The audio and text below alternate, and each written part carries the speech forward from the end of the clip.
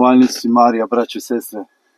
Evo, jučer sam, iako sam ne provodim puno vremena na mobitelima, niti nemam pametni telefon, evo za snimanje ovih videa se koristim telefonom svoje supruge. Ja koristim onaj najobičniji telefon za poruke i pozive od Caterpillara, neka može jako puno udaraca, padova podnijeti. To je meni dovoljno. Mene to pročišćuje, oslobađa i čini dobro u mom životu. Evo, kao što sam rekao, koristeći se kratko mobitelom svoje supruge sam naletio na jedan video, ne provodim puno vremena čitajući, surfajući po internetu, gledajući druge videe, nemam vremena za to. Zato sam, evo, ne znači da ne bi ponekad to htio i želio, ali evo, ne uspijevam jednostavno vremenski to izvesti. Imamo 6 male djece, čekamo naše 7. dijete, našu malenu Klaru koja se treba roditi sada termine sredinom 3. mjeseca. Tako da često puta ne činim ono što bi želio, nego ono što je dobro za moju obitelj, za moju suprugu, za moju djecu. Ja nastojim tako živjeti, ja se za to opredjeljujem svakoga dana, za mrtljenje sebe, da bi dao život drugome, da bi dao život svoje djeci, da bi imao više vremena za njih, da bi više vremena provodio sa njima, da bi više vremena činio ono što njih izgrađuje, što njih veseli, također i sa mojom suprugom. Evo, da bi više činio ono što nju veseli, da bi radio stvari koje ona voli i koje nju izgrađuju. Jučer sam tako listajući malo kroz njen mobitel i preko tih nekih određenih stranica naletio na jedan video, na jedan vjerski video koji zapravo ima dobru poruku. U suštini nije loše ono o čemu on govori i na što on potiče, ali smatram da ima nešto jako problematično u njemu. Znači, to je bio jedan video koji je predstavljao život 2-3 osobe kroz nekakve greške i situacije prošlost koju su oni promašili, odnosno nisu se ostvarili na način kako bi to trebalo biti. Evo, recimo, nisu živjeli život sa Bogom tokom većine svog života. Bila je predstavljena jedna odrasla osoba starije dobi pod kraj svojega života, jedan sredovječni muškarac, tako negdje mojih godina, recimo u 30-ima, 40-ima, ne? I ono što smatram zapravo krivim u tom videu je to da u jednom trenu je sve to lijepo izgledalo i bilo zapravo čak i simpatično, dok u jednom trenu nije se izreklo to da, evo, tek sada, nakon što su to shvatili, nakon što su počeli živjeti život s Bogom,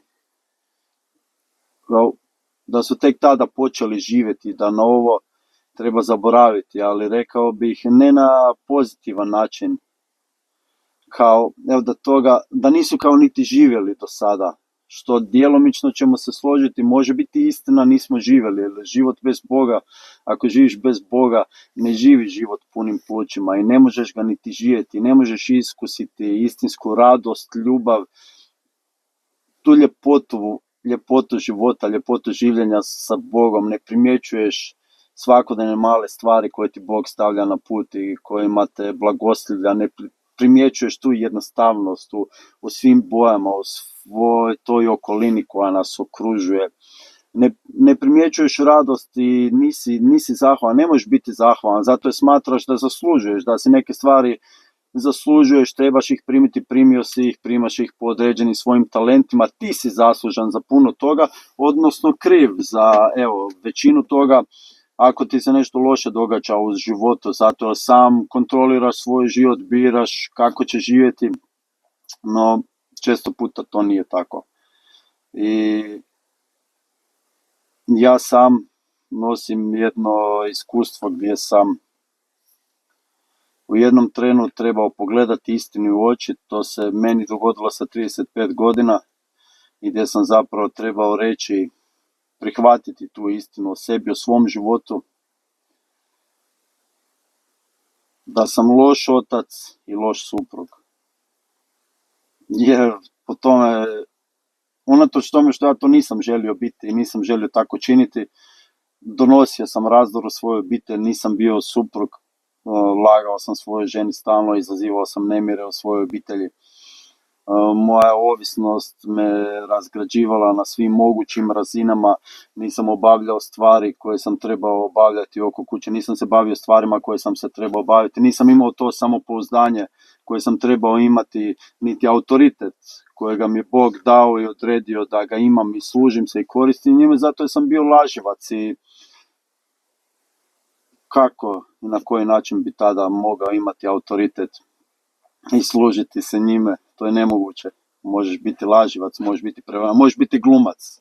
To je danas jako puno ljudi to radi i tako živi. Glumi, a unutar dok se zatvore vrata naših kuća, taj život izgleda potpuno drugačije. Ja sam odlučio tome reći ne. Ja sam odlučio promijeniti svoj život, ja sam odlučio nositi blagoslov u svoju obitelj, u svoju kuću, u svoj život. Odlučio sam živjeti u istini. Svakoga dana, svakoga trenutka, ne na način da ja odlučujem i biram kada ću je izgovarati, nego i jednostavno govoriti istinu u svakom trenutku i živjeti svakoga trenutka u odnosu sa Bogom. Takav način života, takva duhovnost je napravila čudo u mom životu i nevjerojatna je ta transformacija i ta preobrazba koja se dogodila u mojem životu i zapravo to što je Bog napravio u manje od 7 godina u mom životu, koliko je rana izliječio, koliko je rana povio, koliko je izgradio mene kao osobu, koliko sam prihvatio sliku sebe u Božjim očima, kako me Bog vidi i na koji način me On vidi, kako bi On želio da živim. I to nikako i nikada ne bi mogao živjeti tako kako danas živim i kakav sam suprug, kakav sam otac, kakav sam čovjek. Da ne bi prihvatio istinu o sebi, kao što sam rekao. Bilo je nužno prihvatiti tu istinu da nisam kako treba. Ja sam sada u tom trenutku, u tom stadiju imao sam mali milion izgovora, rekao bih, opravdanja i mogao bih sada stvarno razložiti puno toga zašto je to tako bilo i što je mene dovelo. Takav način života, što me je dovelo u takvu situaciju. Ne, ja sam ipak odlučio to ne činiti i vrlo jednostavno zastati, sagledati istini u oči i izreći si istinu u tom trenutku kada me Bog suočio sa njom, da je to tako. Da nisam dobar muž i da nisam dobar otac. Unatoč tome što mi je Bog u tom trenutku dao prekrasnu suprugu i prekrasne 2 djece. I Bogu hvala na tome. No ono što želim reći, taj video koji sam pogledao, on govori o tome da kao da te prošlosti već više nema, na nju trebamo zaboraviti. Pa čak kao nje se trebamo sramiti. Da, ja se ne dičim sa puno toga. Kako sam ja živio posebno od možda 16. 17. godine pa do 35. godine. Ali me danas nije toga sram.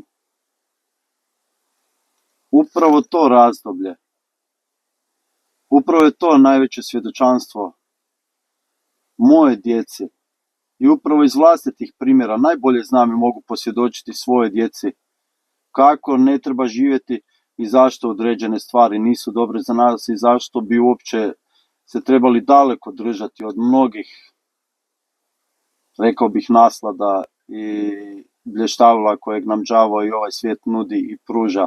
Zašto je to opasno?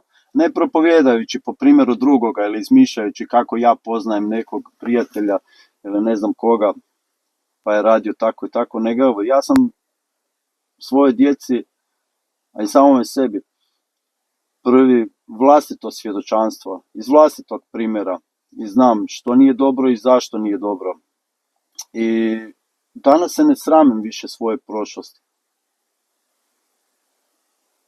Pa čak niti najtežih grijeha i opačina koje sam činio. Jer Sveto pismo kaže, ti je velik grijeh, još je veća Božja milost. A kako će milost obilovati u mojemu životu? Ako ja bježim od istine, od susreta sa sobom, tako kakav jesam. Ne čeka mene Bog savršenoga, niti dobroga, niti dovoljno dobroga. Nikad nećemo biti dovoljno dobri za Boga. Ja barem nisam, nikad to neću biti. Ako ti misliš da ćeš možda biti ili da jesi, ne znam. Čisto sumnjam da je to moguće. shvaćam sada kako me Bog voli i ljubi tako kakav jesam. I kako Bog apsolutno želi da promijenim svoj život. Ja sam ga i promijenio i mijenjam ga. I da nikada više ne živim tako kako sam živio. Ali Bog ne želi da se ja sramim svoje prošlosti. On želi da ja njemu darujem, njemu prinesem, ispovjedajući se, prikazujući mise na boli i brojna iskustva koja mene bole možda još i dan danas ili su me boljela, ili druge ljude kojima sam nanio zlo ili nekakve stvorio i otvorio neke rane. Bog me želi blagoslivljati preko tih iskustava. Upravo ta iskustva mi daju danas brojne milosti i spoznaje da danas hodim i kročim životom tako kako živim zajedno sa Kristom i da upravo na svojim vlastitim iskustvima, ne na iskustvu drugoga, ne po svjedočanstvu drugoga, nego u susretu sa vlastitom boli, sa vlastitom istinom i sa vlastitim slabostima i gresima, prihvatim svoju prošlost takva kakva je, ali danas odlučujem živjeti drugačije. Danas želim živjeti za Krista. Ne želim više čekati. Ne želim razmišljati o tome hoće li me Bog osuditi, što će biti kada dođem pred Boga. Želim svaki trenutak koji mi je darovao živjeti zajedno s njim u istini, blagoslivljajući prvo sebe takvim načinom života, a na taj način blagoslivljam svakoga drugoga koji je sa mnom u odnosu i koga je Bog stavio i povjerio i darovao meni na put, na mojemu putu, na mojemu životnom putu. Danas zahvaljujem Bogu na svim poteškoćama, na onime nevjerojatno prije 15 godina ili 20 godina, ne znam točno, ali u jednom trenu mi je došao pomisao da bi bilo puno lakše u Zagrebu popeti se na Zagrebčanku, pa to je jedna od najviših zgrada u Zagrebu, baciti se i sve bi bilo gotovo. I dolazili su mi takvi strašni poticaji, ja to tada nisam znao što je to, evo sada znam da su to napaste, to je đavao. I izgledalo je sve kao da bi to bilo tako i nisam to napravio. Jednom trenu sam se zapitao, pa otkud mi ta snaga da sve to nosim, takve teškoće, takav teret, ja to nisam mogao nositi. Sada znam da Isus već tada bio sa mnom. Da ih Isus nosio sa mnom, moje poteškoće, moje boli, moje nerazumijanje, moje neshvaćanje, moju odbačenost, moju samoću. Zato mu danas kličem, zato mu danas zahvaljujem i zato mu danas darujem sve njemu na slavu. Zato danas zahvaljujem na mojem uskrsnuću, na svim čudesima koje je Bog napravio u mojem životu i životu moje obitelji. Ali ni približno ne bi danas bio takva osoba kakva jesam, da bi skrivao svoju prošlost, da bi se sramio svoje prošlosti. Nikada više neću živjeti kao što sam živio, nikada više neću takve grijehe činiti kao što sam živio, ali ja iz svoje prošlosti izvlačim zaključke. Bog me preko moje prošlosti izgrađuje i daruje mi mudrost. Upravo po postupcima, po svim teškoćama koje sam prolazio. Siromašan bi danas bio da sam sa 35 godina počeo živjeti i da kao 35 godina mojeg života do sada nije postojala, a postojao je takav kakav je.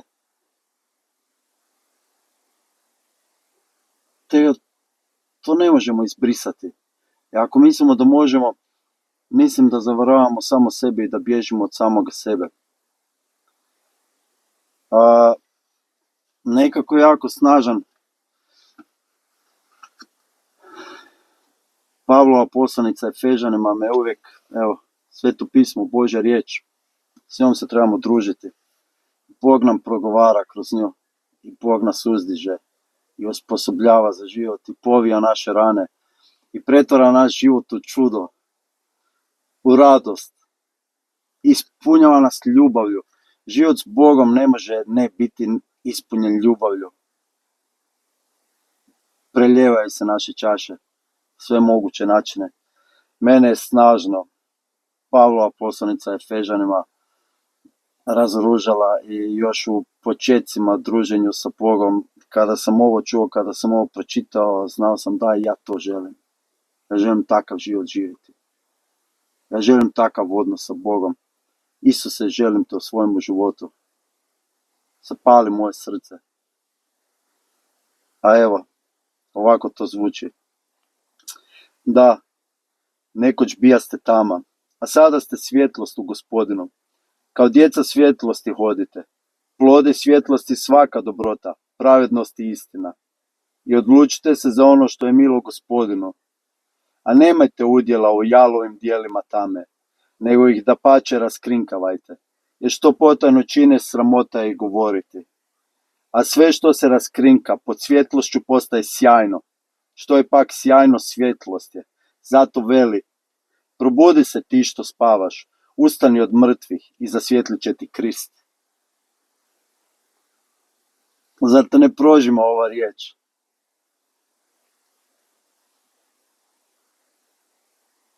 Pa poslušaj ove riječi. Jer što potajno čine, sramota je i govoriti. A sve što se raskrinka pod svjetlošću postaje sjajno. Što je pak sjajno, svjetlost je.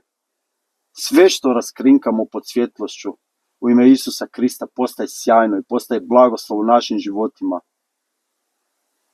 Nikada se nećeš posramiti ničega, nego će ti Bog sve okrenuti na tvoje dobro i u tvoju korist. Mudrost je dar Božji. Mudri ljudi su samo ljudi koji su oslonjeni na Boga. Draga braćo i sestre, prekrasno je, zaista je prekrasno, kada jako neko shvati da treba promjenu u svojemu životu i da nije dobro kako živi. No jednako tako je nužno, kao što je nužno shvatiti da nije dobro kako živimo i da trebamo promjenu, jednako tako je nužno shvatiti da u susretu sa Bogom, u susretu sa Isusom Kristom se također ne trebaš i nikad nećeš sramiti svoje prošlosti, nego će se Bog na temelju tvoje prošlosti proslavljati. Poniznost prethodi Božjoj proslavi. Zato trebamo nasljedovati svetoga Pavla koji kaže, ako ćemo se čime hvaliti, hvalit ćemo se svojim slabostima. Jer sve drugo je na Božju slavu, sve drugo su Božje milosti. Ništa nismo zaslužili na ovome svijetu. Sve to Božji dar. Neka vas dragi Bog blagoslovi i hodimo zajedno u radosti i u svjetlu, kao što kaže sveti Pavao. I neka nam ove riječi odzvanjaju srcem i neka trajno ostanu upisana u naša srca. Probudi se ti što spavaš, ustani od mrtvih i zasvjetlit će ti Krist. Božji blagoslov.